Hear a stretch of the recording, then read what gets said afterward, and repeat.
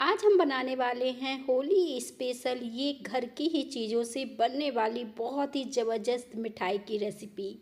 इस मिठाई को देख के आपको पता चल रहा होगा कितनी रसीली बढ़िया बनके तैयार हुई है। इसको देख के आपको रस भरी याद आ जाएगी, बिल्कुल वैसे ही ये बनके तैयार हुई है। सबसे अच्छी बात ये है कि ये गेहूं के आटे से बन गई है, एकदम सॉफ्ट और मुलायम है। आपने इस मिठाई को एक बार ट्राई किया तो बार बार करेंगे। तो चलिए बिना देर किए शुरू करते हैं। इसे बनाने के लिए एक कढ़ाई ले लीजिए और 1 कप भरकर इसमें चीनी डाल दीजिए।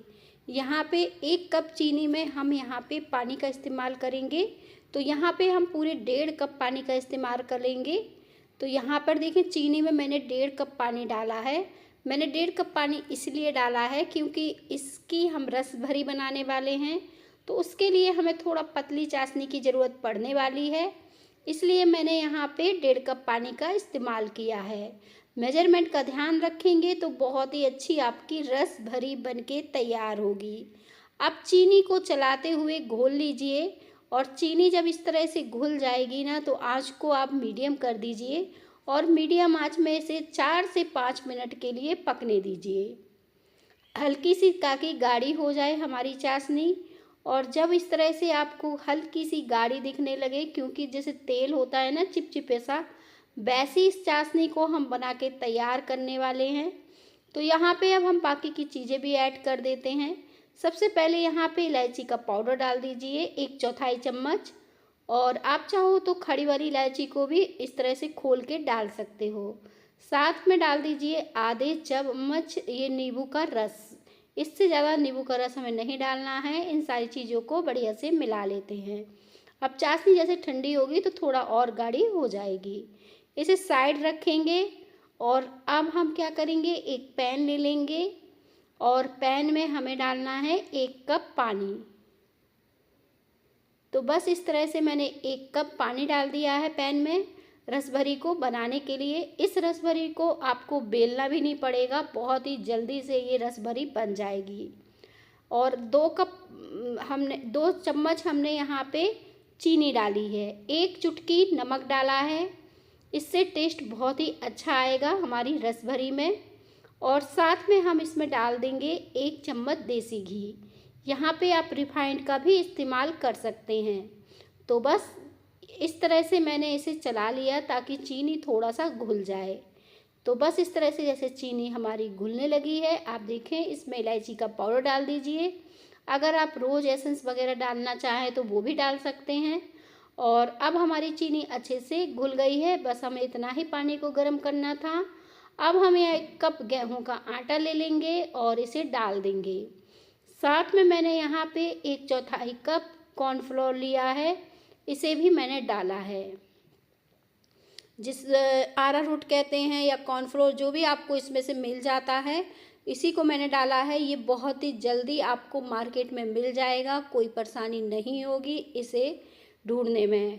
कॉर्नफ्लोर डालने के बाद इसे अच्छे से कंबाइंड कर लीजिए चलाते हुए।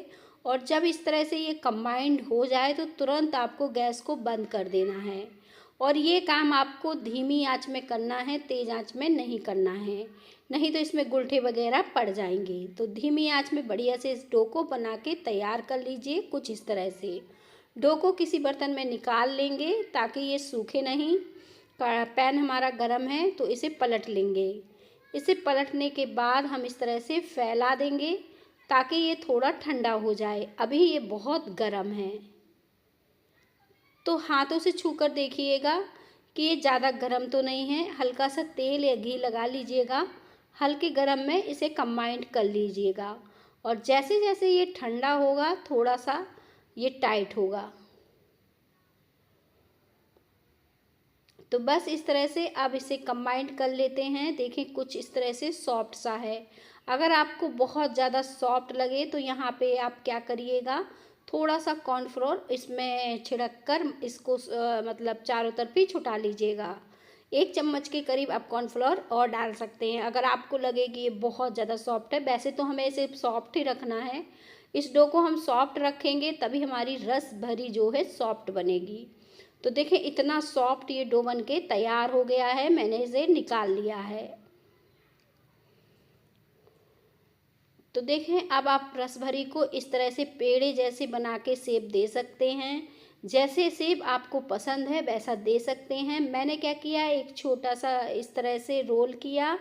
इस तरह से मैंने रोल बना लिया और फिर मैंने चाकू से इसे कट कर दिया। तो कुछ इस तरह से भी आप इस रसभरी को बना के तैयार कर सकते हैं। चाकू पर हल्का सा तेल लगा लीजिए अगर ये चिपके। तो बस इस तरह से मैंने बना लिए हैं, बहुत ही जल्दी ये बन गए हैं। अब आपके पास अगर पाइपिंग बैग है तो इसमें इस डो को डालकर आप जल्दी जल्दी इसे बना सकते हैं। लेकिन मैं पाइपिंग बैग से इसलिए नहीं बना रही हूँ क्योंकि ये सबके पास नहीं रहता है। अब देखिए, इसे हाथों से हल्का सा शेप दे देंगे कुछ इस तरह से। काटने के बाद थोड़ा थोड़ा मैंने इसको इस तरह से शेप दे दिया है। आप चाहो तो इसके ऊपर डिजाइन भी बना सकते हो कुछ इस तरह से। देखिए, मेरी बेटी ने बना के रखी है। तो आप देखें, इस तरह से रोल करने के बाद थोड़ा सा आप डिजाइन इसमें डालना चाहो तो डाल सकते हो। मैं आपको बता रही हूँ किस तरह से हम इस पर डिजाइन दे सकते हैं।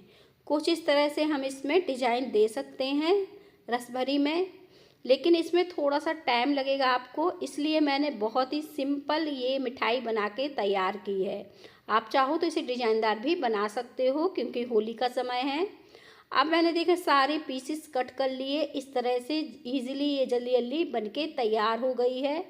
अब हम तेल गरम करने के लिए रख देते हैं और तेल जैसे ही गरम होगा तो इस तरह से इसे खिसका देंगे क्योंकि ये बहुत ही सॉफ्ट है। अब मीडियम आंच में इसे तलना है, बहुत ज़्यादा धीमे में नहीं तलना है।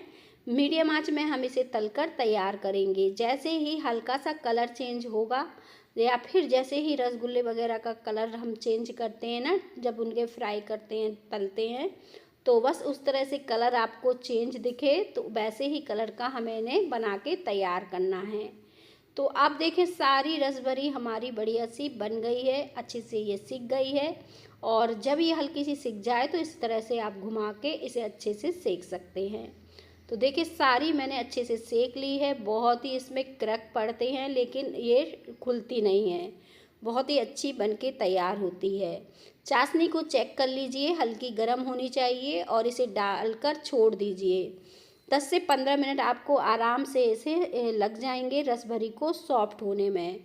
और जैसे ही रसभरी आपकी सॉफ्ट होगी, देखें एकदम सॉफ्ट सॉफ्ट दिख रही है। देखें, कोई कोई इस तरह से खुल रही है, कितनी ज़्यादा सॉफ्ट और बढ़िया बनी है।